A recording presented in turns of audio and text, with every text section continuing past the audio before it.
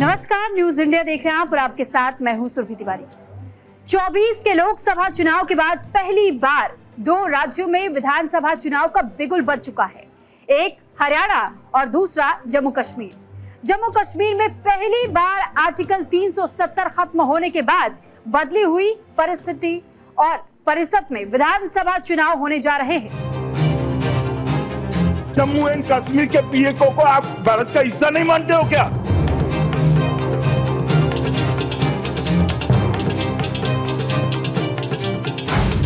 4 अक्टूबर को जम्मू कश्मीर में किसकी सरकार? अनुच्छेद 370 के बाद पहला चुनाव कौन जीतेगा? बदले हुए सीटों के भूगोल से किसको फायदा होगा? जिस पल का पूरे देश और दुनिया को इंतजार था, वो घड़ी आ गई। 9 सालों बाद आखिरकार जम्मू कश्मीर में विधानसभा चुनाव की रणभेरी बज गई। जम्मू कश्मीर में विधानसभा चुनाव की तारीखों का ऐलान हो गया। 3 चरणों में जम्मू कश्मीर में चुनाव होंगे। पहले चरण के लिए 18 सितंबर को वोट डाले जाएंगे। दूसरे चरण के लिए 25 सितंबर को वोटिंग होगी। तीसरे और आखिरी चरण के लिए 1 अक्टूबर को वोट डाले जाएंगे। तो वहीं 4 अक्टूबर को जम्मू कश्मीर के चुनावी नतीजे आएंगे।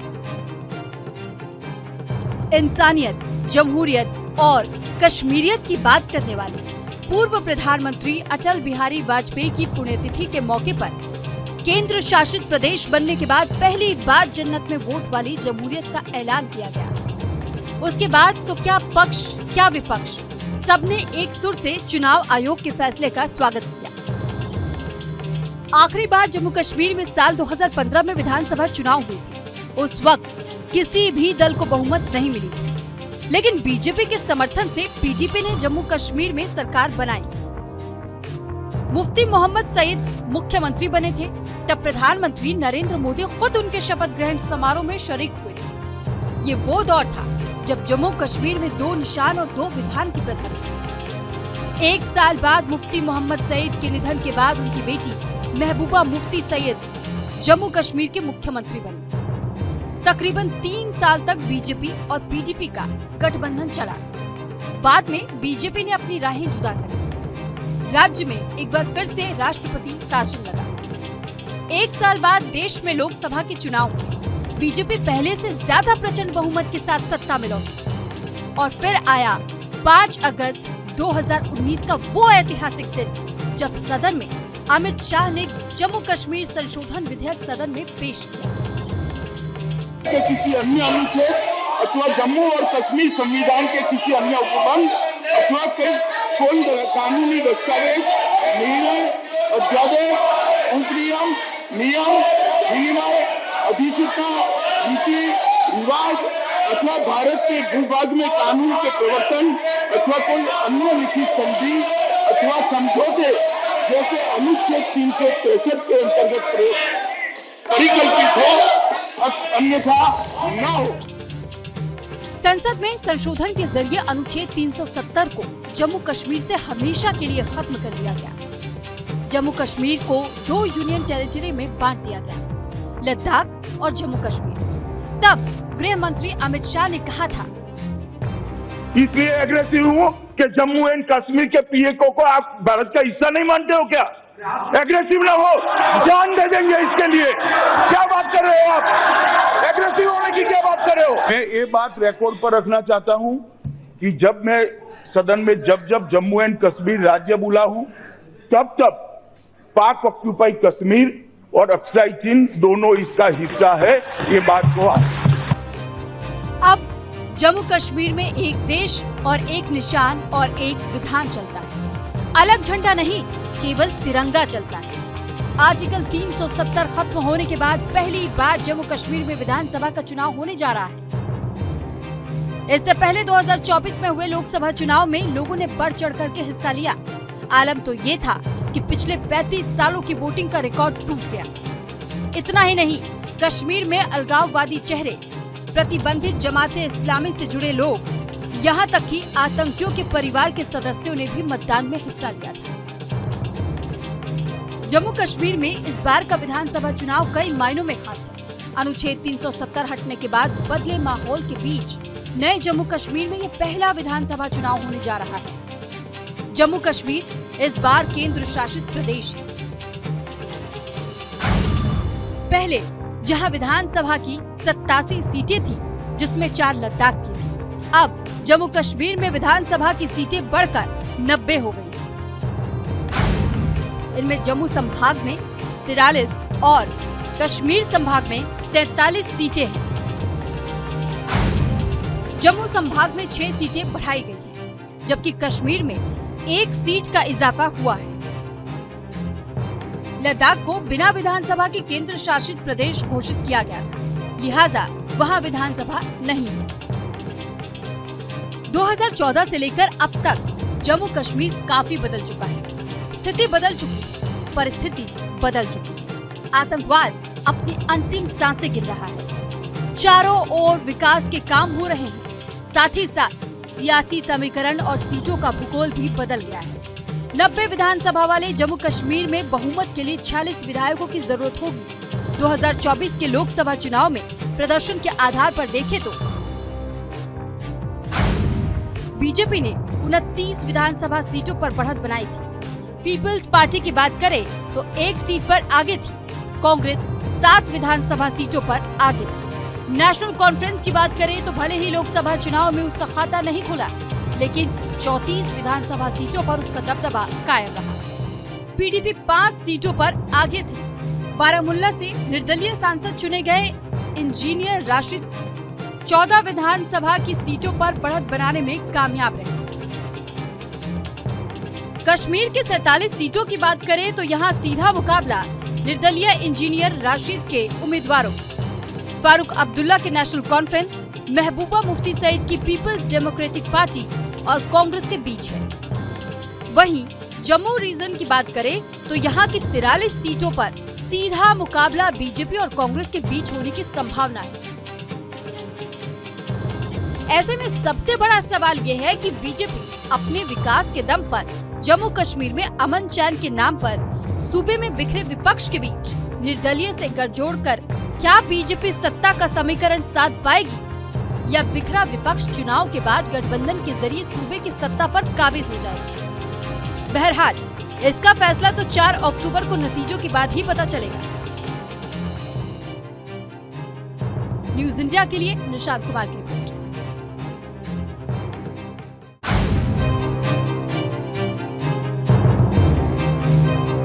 हरियाणा में लोकसभा चुनाव के रिजल्ट से कांग्रेस विधानसभा चुनाव को लेकर उत्साहित है। 10 सालों से बीजेपी हरियाणा की सत्ता पर काबिज है। अब ऐसे में इस बार चुनाव में बीजेपी की कोशिश हैट्रिक लगाने की है, तो वहीं कांग्रेस की कोशिश 10 सालों के वनवास को खत्म करने की है। क्या है हरियाणा का मौजूदा सियासी समीकरण, देखिए हमारे इस खास रिपोर्ट में। 16 लाख करोड़ रुपए अरबपतियों का कर्जा माफ हो सकता है, तो हमारा भी थोड़ा सा कर दीजिए।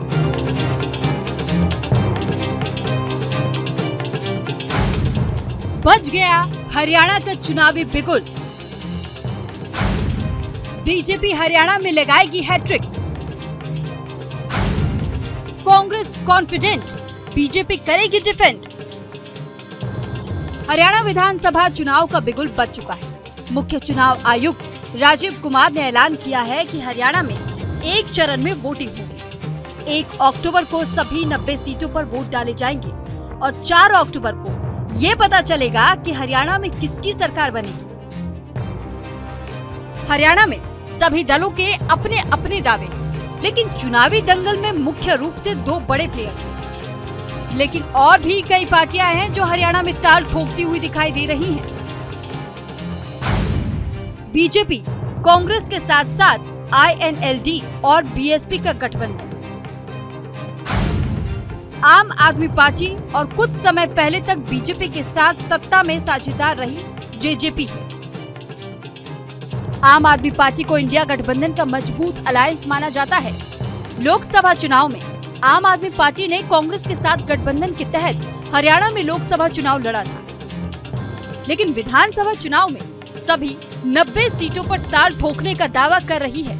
ऐसे में ये देखना होगा कि आम आदमी पार्टी हरियाणा में किसका खेल खराब कर सकती है। कांग्रेस दावा कर रही है कि विधानसभा चुनाव में बीजेपी की हार तय है। कांग्रेस के दावे के पीछे 2024 में हुए लोकसभा चुनाव में उसका प्रदर्शन है। दरअसल 2019 के लोकसभा चुनाव में कांग्रेस हरियाणा में एक भी सीट नहीं जीत पाई। वहीं 2024 में हुए चुनाव में कांग्रेस ने 5 सीटों पर जीत दर्ज की है। 2019 के लोकसभा चुनाव में जहां कांग्रेस को 28.5% वोट मिले थे,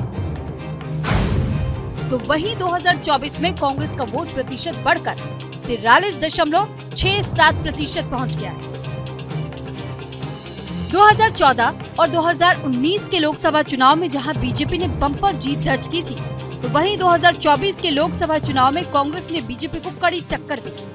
मुकाबला 50-50 का रहा। ऐसे में बीजेपी के लिए इस बार की राह पहले की तरह आसान नहीं होने वाली है। आंकड़ों के जरिए इसे समझते हैं। 2019 के लोकसभा चुनाव में बीजेपी ने जहां सूबे की सभी 10 सीटों पर जीत दर्ज की थी, तो वहीं 2024 के चुनाव में महज 5 सीटें ही जीत सकी। 2019 में जहां बीजेपी को 58.2% वोट मिले थे, तो 2024 के चुनाव में बीजेपी के वोट में भी गिरावट दर्ज हुई। 12.9% की गिरावट के साथ बीजेपी को 24 के चुनाव में 46.11% वोट मिले। हालांकि वोट के लिहाज से बीजेपी लोकसभा चुनाव में कांग्रेस से बाजी मारती दिखी। इस बार हरियाणा में बीजेपी को 10 सालों के शासन का एंटी इनकम्बेंसी का सामना करना पड़ा। ऐसे में बीजेपी के लिए इस बार हरियाणा का दंगल पहले की तरह आसान नहीं होने वाला है। हरियाणा में बीजेपी को मुख्य रूप से 3 चुनौतियों का सामना करना पड़ रहा है। 3 कृषि आंदोलन को मोदी सरकार ने भले ही वापस ले लिया, लेकिन एमएसपी की गारंटी को लेकर किसान अभी भी बीजेपी सरकार से नाराज चल रहे हैं। बॉर्डर पर बैठकर प्रदर्शन कर रहे हैं। लोकसभा चुनाव के बाद राहुल गांधी ने सदन में एमएसपी की गारंटी का मुद्दा उठाकर किसानों को साधने की पुरजोर कोशिश की। किसानों ने मांगा क्या? स्पीकर ने किसानों ने सिर्फ ये कहा कि अगर 16 लाख करोड़ रुपए अरबपतियों का कर्जा माफ हो सकता है तो हमारा भी थोड़ा सा कर दीजिए। MSP with legal guarantee, speaker sir. The issue is MSP with legal guarantee, not just MSP. MSP is being given. The issue is Kisans want MSP with legal guarantee, which you are not ready to give them. Haryana में BJP को लेकर दूसरी नाराजगी अग्निवीर योजना को लेकर है। दरअसल हरियाणा वो राज्य है जहां से भारी संख्या में नौजवान फौज की नौकरी में जाते रहे हैं, लेकिन अग्निवीर योजना को लेकर युवाओं में खासी नाराजगी देखी जा रही है। राहुल गांधी संसद में 2 टूक कह चुके हैं कि जब केंद्र में कांग्रेस की सरकार बनेगी तो वो अग्निवीर योजना को खत्म कर देंगे। पूरा देश जानता है कि अग्निवीर स्कीम सेना का स्कीम नहीं है, पीएमओ का स्कीम है। देखिए, सिंपल सी बात है स्पीकर सर, इनको अग्निवीर अच्छा लगता है, आप उसको रखिए, हम उसको बदल देंगे, हटा देंगे। सिंपल सी बात है, हमारी सरकार आएगी, अग्निवीर को हम हटा देंगे। बीजेपी के लिए विधानसभा चुनाव में तीसरी चुनौती महिला पहलवान का यौन शोषण साबित हो सकती है। दरअसल बृजभूषण सिंह के खिलाफ जिन महिला पहलवानों ने मोर्चा खोला था, उनका ताल्लुक हरियाणा से था। महिला पहलवानों की लाख नाराजगी के बाद भी बृजभूषण शरण सिंह के खिलाफ बीजेपी ने कोई कार्रवाई नहीं की थी। अब ऐसे में महिला पहलवानों के यौन शोषण के मुद्दे से भी हरियाणा विधानसभा चुनाव में बीजेपी को 2-4 होना पड़ सकता है। हालांकि मुख्यमंत्री नायब सिंह सैनी ने चुनाव की घोषणा से ऐन पहले किसानों को खुश करने के लिए कई ऐलान किए। अब देखने वाली बात ये होगी कि सीएम सैनी ने ऐन वक्त पर मास्टर स्ट्रोक खेला है या कहीं गेंद बाउंड्री के बाहर जाने के बाद उन्होंने कैच लपका तो नहीं है। खैर, ये तो 4 अक्टूबर को ही मालूम होगा। बीजेपी ने हरियाणा में हैट्रिक लगाने के लिए अपनी कमर कस ली। पहले जातीय समीकरण साधने के लिए मनोहर लाल खट्टर को हटाकर नायब सिंह सैनी को सीएम बनाया गया। ब्राह्मण समुदाय से आने वाले मोगल लाल बड़ौली को प्रदेश अध्यक्ष बनाया गया। जाट वोटरों को साधने के लिए बंसी लाल की बहू और कांग्रेस की बागी किरण चौधरी को पार्टी में शामिल कराया गया। लोकसभा चुनाव में देखा गया था कि जाट समुदाय का झुकाव कांग्रेस की ओर जा रहा था। ऐसे में सबसे बड़ा सवाल है कि क्या किरण चौधरी के सहारे बीजेपी हरियाणा में जाट वोटरों को साथ पाएगी। अगर हरियाणा में जातीय समीकरण की बात करें तो जाट 22.2% है, जबकि दलित 21% है, पंजाबी 8% है, ब्राह्मण 7.5%, अहीर 5.14% है, वैश्य 5% है, जाट सिख 4%, मेव और मुस्लिम 3.8%, राजपूत 3.4%, गुर्जर 3.35%, बिश्नोई 0.7%, अन्य 15.91%। आंकड़े बताते हैं कि हरियाणा में जाट वोटरों की तादाद सबसे ज्यादा है और हरियाणा में मनोहर लाल खट्टर को मुख्यमंत्री बनाकर बीजेपी ने गैर जाट मुख्यमंत्री का प्रयोग किया था। लेकिन 24 के लोकसभा चुनाव के नतीजे बताते हैं कि जाट वोटरों का झुकाव कांग्रेस की ओर था। ऐसे में सबसे बड़ा सवाल ये है कि क्या किरण चौधरी के सहारे बीजेपी जाट वोटरों को अपने पाले में ला पाएगी। जेजेपी से अलग होने के बाद बीजेपी के लिए विधानसभा चुनाव की राह आसान नहीं होने वाली है। तो वहीं दूसरी तरफ कांग्रेस भी हरियाणा में कई चुनौतियों से जूझ रही है। बीजेपी से निपटना चरम पर गुटबाजी। लोकसभा में जिस तरह कांग्रेस का प्रदर्शन रहा, पार्टी काफी उत्साहित है, लेकिन हरियाणा कांग्रेस में खेमेबाजी ने आलाकमान के माथे पर परेशानी के बल ला दिए। एक तरफ पूर्व मुख्यमंत्री भूपेंद्र सिंह हुड्डा का गुट है, तो दूसरी तरफ पूर्व प्रदेश अध्यक्ष कुमारी शैलजा के साथ साथ रणदीप सुरजेवाला जैसे नेता शामिल हैं। ऐसे में अब देखने वाली बात ये होगी कि विधानसभा चुनाव में कांग्रेस अपने घरेलू झगड़े से कैसे निपटती है। क्या कांग्रेस हरियाणा में अपने 10 साल के वनवास को खत्म कर पाएगी? क्या लोकसभा की तरह विधानसभा चुनाव में भी कांग्रेस बीजेपी को चुनौती दे पाएगी? न्यूज इंडिया के लिए निशांत कुमार की रिपोर्ट।